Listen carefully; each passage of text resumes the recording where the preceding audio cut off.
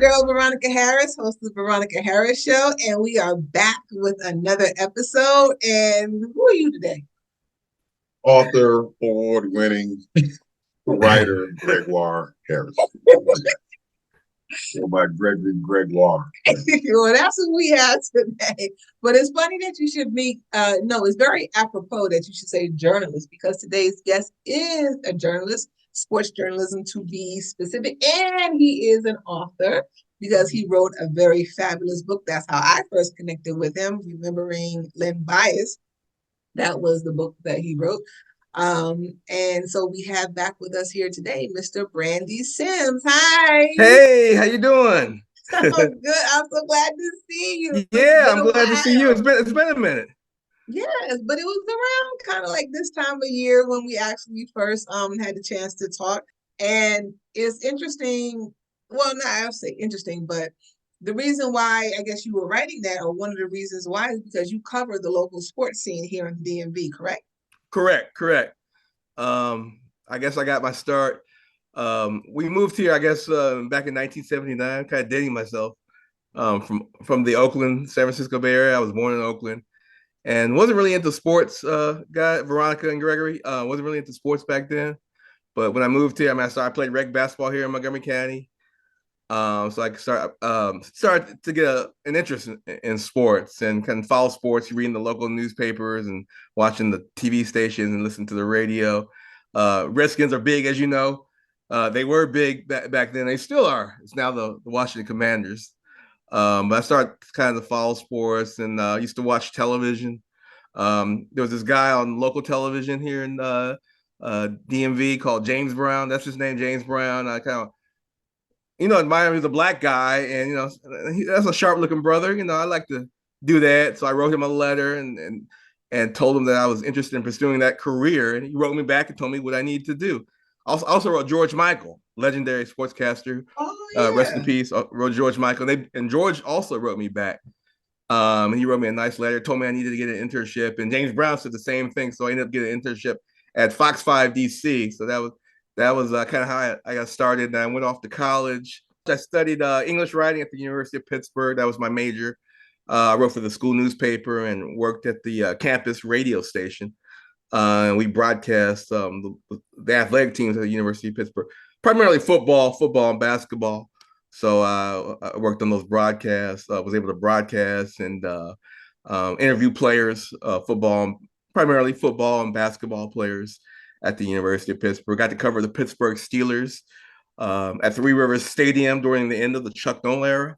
So that was pretty cool. I remember being in the locker room interviewing Rod Woodson, who's now in the Pro Football Hall of Fame. Like I said, that was pretty cool. I'm 21-year-old kid doing this, in the Steelers locker room, going to NFL games, going to games in the press box. So it was pretty cool. Hey, Brandy, let me ask you, how would I identify? So, I'm a PE teacher, I got a class, and I'll be telling the kids, just because you don't really like to play the sports, there's other things you can get involved with, journalism being one of them. How would I identify someone that has a talent for journalism or, that type of gift or for writing? Did you have a talent for it, or was it just a passion that kind of... I had a journal. I went to Montgomery Village Junior High School here in Montgomery County. And we had journals, and I still have some of those old journals around. But I had a journal, and I would journal every day, and kind of pursue. And I read a lot. Read all the newspapers from the Washington Post. We had the Montgomery Journal back then. Local papers, and then USA Today came out, and I would read that. Both local and national papers. So I did a lot of reading as well as writing, and that was kind of, I was interested really. In reading and writing, so that's kind of how I developed, I guess, my love and passion for journalism. You say it takes a good skill to be a great journalist. Well, yeah, I mean, you have to talk to people, and you have to know how to. You have to be a people person, and I mean that's what I've been able to do and meet a lot of people and network. So it's been fun. Like I said, I have a passion for it. I love to do it. And if you don't love to do it, it's probably not the field that you want to pursue. Right. And there's different types of journalism. Like you have the investigative journalism, and then you have maybe, I don't want to call them fluff pieces, but maybe you have, the journalists or the writers that cover, like fashion, or they cover maybe like I don't know. But I notice it's not, journalism is not a monolithic thing. There are many subgenres under it. And so I know that they all require different types of writing, just like writing in general. Like there's academic writing or scholarly writing, there's business writing, there's Right. creative writing. So it's just as many, there's genres of books. There's, I guess you could say, many genres of writing. Would you say? Right. That's right. And I pursued sports writing because I was into sports, so that's what I pursued. And I was able to live out that dream and go to games and meet a lot of interesting players, a lot of met a lot of famous players over the years, from Doug Williams. Been able to interview a lot of players, Odell Beckham Jr. A lot locally here in the DMV. I mean, I remember interviewing Kevin Durant when he was a senior at Montrose Christian School. Covered Morgan Wooten, who you play for, right, Gregory? Yep. Mm-hmm. I remember, when I was a kid, I would go to the Matha games. I remember seeing Gerard Mustaf, Danny Ferry, Steve Hood, I think John Gwynn was on that team. So I mean, those were like really guys I looked up to, because I mean they were on TV all the time. So this area has really produced a lot of talented players over the years. Yeah, it definitely. And I remember Gerard Mustaf. I remember him from youth games. Yeah, and all these people that you're talking about really is just bringing up a lot of my childhood, because I knew a lot of these people, not necessarily personally, but I Right. definitely heard them, have run across them in various circles and everything like that. So, just sports in the DMV.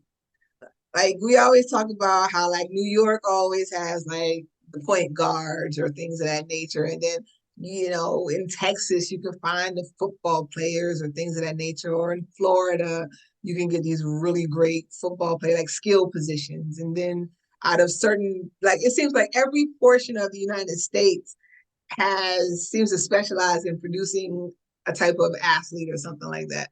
But what can you tell me is special about, athletes or sports here in the DMV? Well, the You Capital was born Classic, there. which Bob Gagan started, and I was may he rest in peace. I had a chance to get to know Bob before he passed away, but we would meet from time to time. He would tell me his stories about how he and Morgan Wooten, has helped start the Capital Classic. Actually, Bob started the McDonald's All America game as well. Okay. But I mean, that Capital Classic, I would go every year.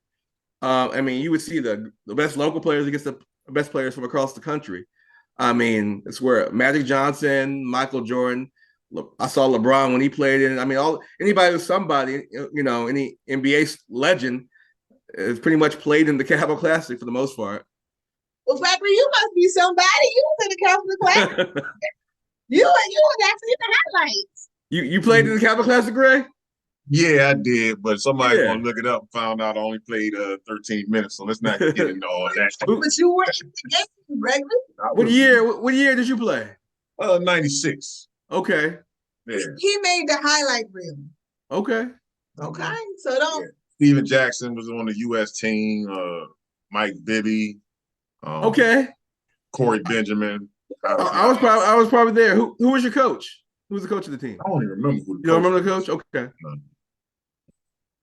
Okay, well let's keep going on about the. Well, let me ask you. It's interesting. I got as a matter of fact, I'm gonna reach over and get the Capital Classic from 2007.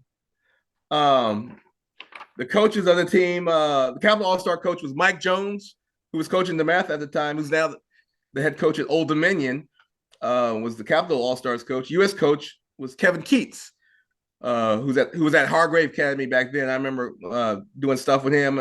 He came to DC when he was Rick Pitino's assistant at Louisville. I guess he was looking at some players back then, but now he's the NC State coach and led them to the Final Four. So I remember Kevin Keats way back when he was the coach at Hargrave Military Academy. Yeah.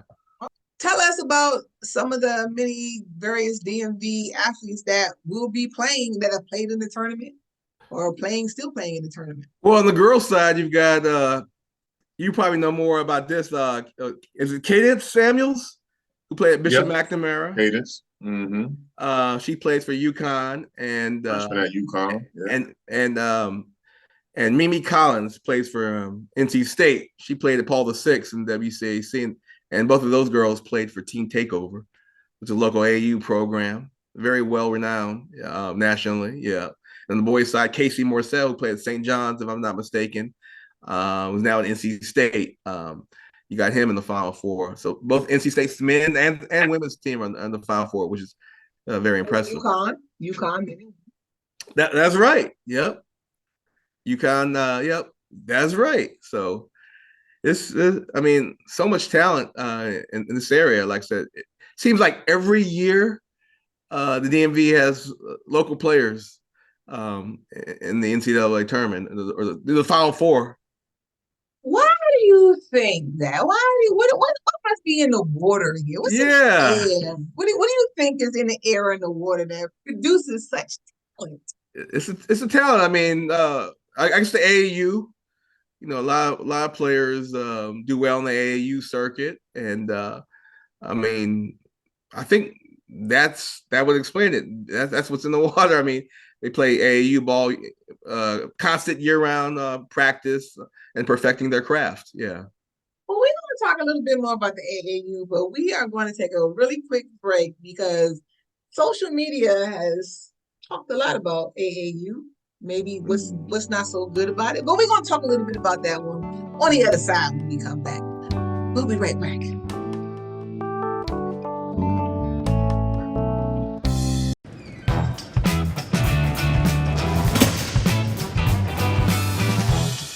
I play to be a role model in my neighborhood. I play to be part of the team. I play to be stronger than my brothers. I play to channel my energy in a positive way. I play because the field is where I shine. I play to win.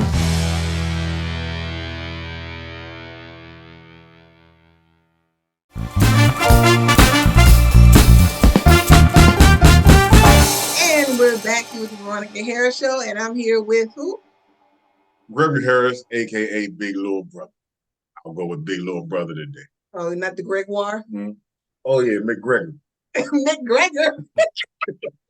Anyway, you never know who's going to show up next to me here at the Veronica Harris Show. But we are back here with our guest, Mr. Brandy Simms, and we want to talk about AAU a little bit because that's what we left off with on the last segment. So, Team Takeover was one of the teams that you mentioned. Right. Very, very well known AAU program. But on social media, and I'm sure you may have seen it, they talk really negatively about, or I don't say negative, but they talk about the negatives that seem to be prevailing within AAU over the years. What are your thoughts about that? Have you heard about it? Have you paid any attention to it? Or you're just like, I don't care about that. I just like to see the basketball. I just like to see the basketball. I mean, I haven't really, I remember going to Georgetown and I remember when Chris Wright was coming up, I covered him. I remember going to see Georgetown, and John Thompson would be at the games. Yeah. So I mean, the AAU, I've been to some AAU events here locally.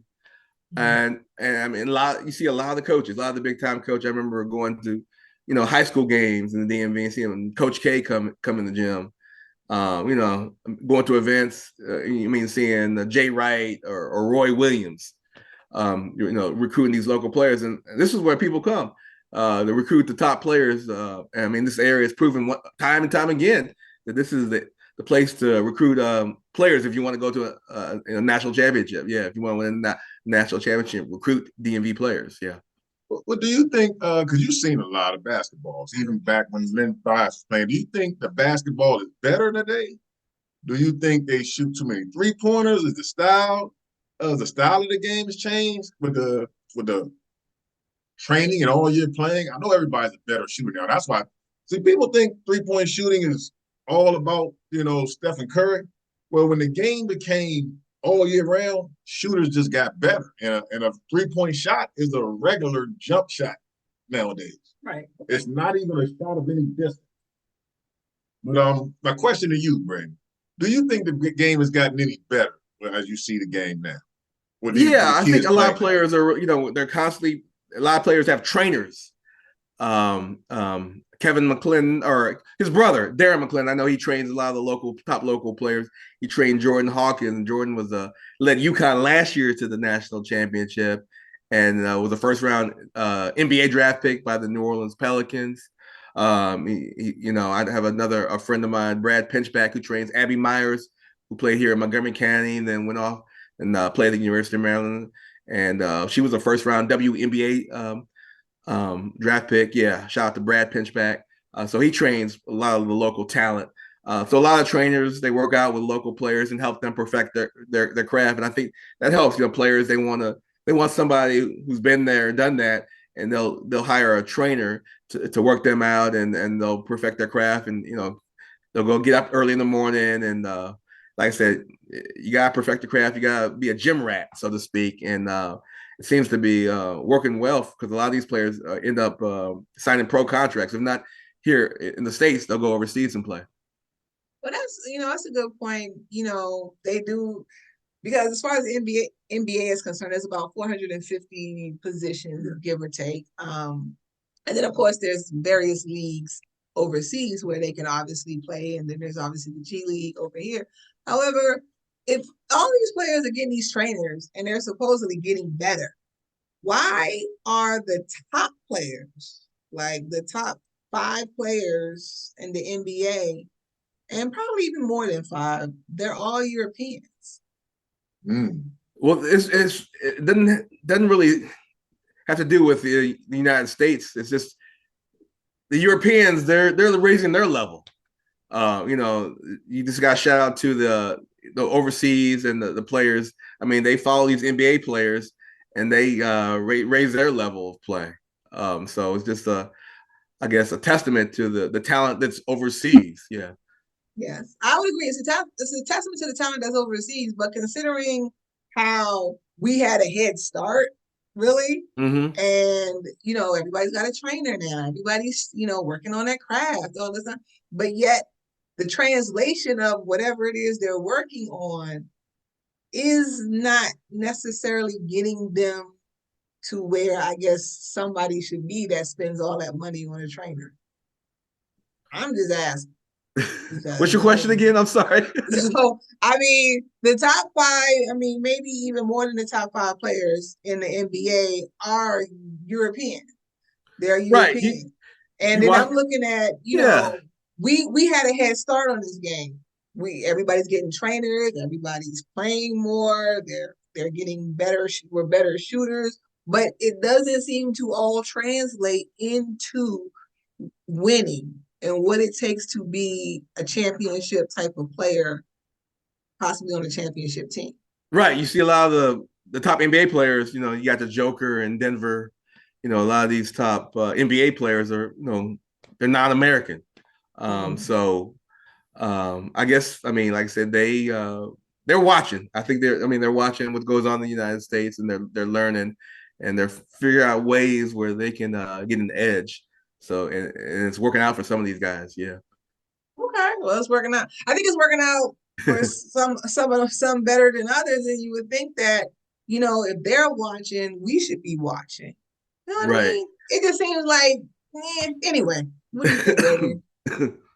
A lot of so the trainers today, and I talk to a lot of trainers, a lot of my friends are trainers, and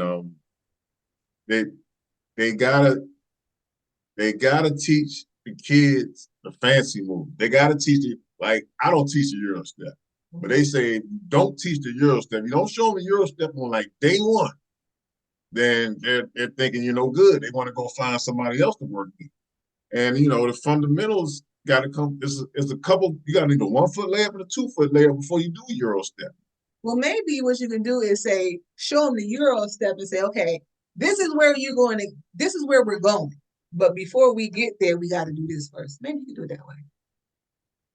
Good idea. Works. They can make it work. Maybe. Okay. Look. I was gonna say I had a chance to see Bronny James play. He came and played. I guess it was. It wasn't last year, but maybe I think it was the year before last. He played at it was a big event they had at Wise High School, and Bronny played Bronny's team. Yeah, it was against the Matha because Sierra Canyon. Sierra Tom Canyon. Thomas's son played, and I wasn't. I mean, Bronny, I thought he was a good high school player, maybe slightly above average, but I didn't see anything that said NBA. And today the news breaks that he's declaring for the NBA draft and he's entering the transfer portal. So I'm wondering how that's going to work out. Well, yeah, well, we'll stay tuned and watch that. But let's talk about back to the media Okay. because over the past few years, they talked about the new media, and you've been doing this for a longer period of time I don't want to say you old school, but you're not, I guess, part of the new media, the ones that are coming out now with all the Right. podcasts and things of that nature. So a lot of people have various views about the new media, or players have very strong opinions about the media of today. What do you see that there's any tension between players and media today? I'm talking about all sports. Well, back then when I got in the business, there wasn't social media. Everyone now everyone has Instagram or Twitter account, and even players. So players can break their own news. Now you don't need the New York Times or the Washington Post to break a story. I mean, players break their own news. So that's the difference now. Now that social media has really play a part in this new media world, if you will. Can everybody that has access to a mic be, I don't want to use the word allowed, because free country, you can do whatever you want. But should everybody that can grab a mic, should they be talking on the mic about sports? I mean, should they? Well, I mean, like I said, everyone has an opinion. You have your opinion on certain things, and Gregory has an opinion on certain things, and people use social media to voice their opinion. And it's a free country, right? And people like they like to voice their opinion, so that's what social media is for, to voice your opinion. And a lot of times sometimes it's not the popular opinion, but like I said, everyone has something to say. Everyone has an opinion. And it's true that all of us have an opinion. However, I think the thing about journalism is that it was an educated opinion, meaning that we had done some research, we had studied. Yeah, everybody has an opinion, but not everybody has an educated opinion. Right. I mean, that's think true. about it. Think about it. I'm sorry, right. whenever I speak, it is my opinion. But if I've studied, I've done research, I've gone beyond the surface. I went out to find other sources and not just leaned on my own knowledge. Then I think that, now I have an educated opinion as opposed to just an opinion. Right. And I think, do you feel sports journalism has become too much about opinion based as opposed to, let's get some educated opinions in here? I think so. I mean, now everyone's, I guess, quote unquote journalist, right? I mean, you got former athletes out there voicing their opinions. And like I said, they're the true insiders because they've played the game. And then I guess people calling themselves journalists, with social media, I mean, anybody can be a reporter. I guess be a reporter nowadays. So, like I said, there's a lot. Back when I was coming up, there was no social media. Things were a lot different back then than they are today. How does that make you feel? Like, you can't just go around calling yourself a doctor. You needed to have gone to med school and, gone through the whole process. And I understand not every career requires such intense academic work, but do you feel that, again, a player, I think they are a good resource because they actually did play the game. But in terms of just the journalistic principles, or just, journalism. I mean, and you have people losing jobs because they said something they probably shouldn't have. I mean, a lot of people criticize people, and people don't like to be criticized. I guess myself included. But I guess some people think they know it all, and they're qualified to speak and say whatever they want.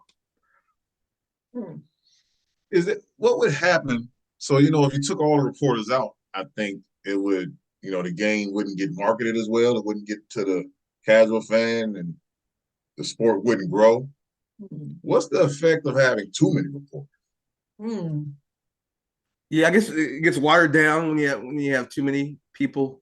I mean, it's like it, it, it's crazy. I mean, I guess it's the people's thirst, and want to know. I guess the need to know. We I just mean, you been have a guy nosy like society. let's say Michael Jordan. I mean, everybody wants to know about Michael Jordan.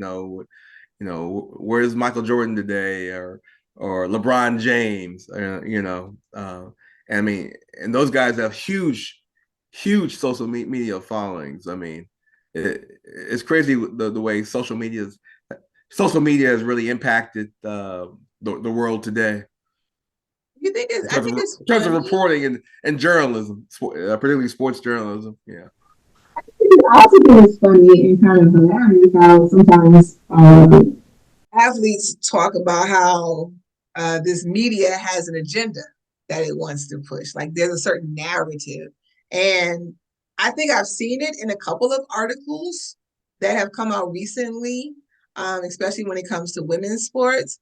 But what are your thoughts about that? Do you think that the media, the mainstream media, has an agenda that it tries to push because it's owned by these conglomerates or billionaires? So but do you ever consider the idea about, not saying that's something that you do, but I guess when you read certain pieces or you hear certain reporters, do you feel like there's a narrative being pushed here? Yeah, people do have certain agendas that they want to push. That does happen, Veronica. Yeah, people do push certain agendas. So you are definitely right about that. Yeah. Which goes against everything that a journalist is supposed to be, because you're supposed to be unbiased, Supposed to correct? be neutral, correct. But Just people report do. the facts. Some people have, like I said, they have an agenda. So that's right. I mean, it's unfortunate, but that does happen. Yeah. Okay.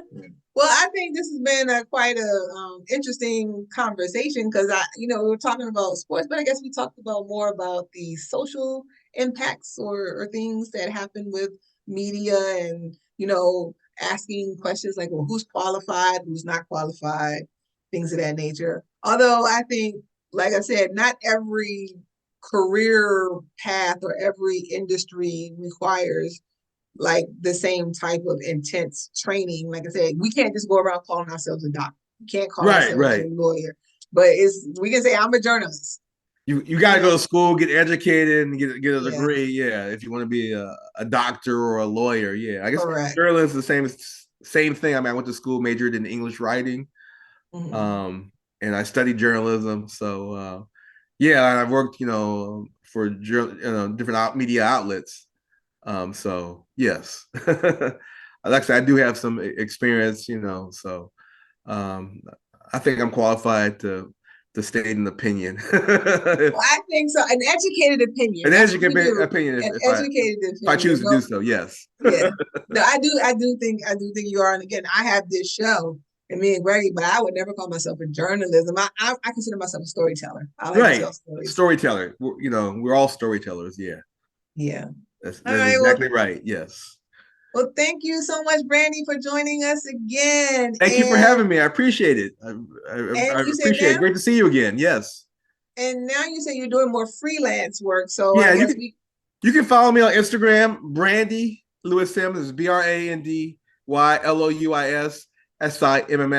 And I've got another Instagram that I started, DMV Prep Stars, DMV PrepStars, DMV Prep Stars. So I follow like all the local DMV players through that account as well. So, and also my Twitter is BLS1969. It's X now, right? They've changed the name. oh But yeah, it's X now. All yeah, right, we'll definitely make BLS1969 is my X account. Yes.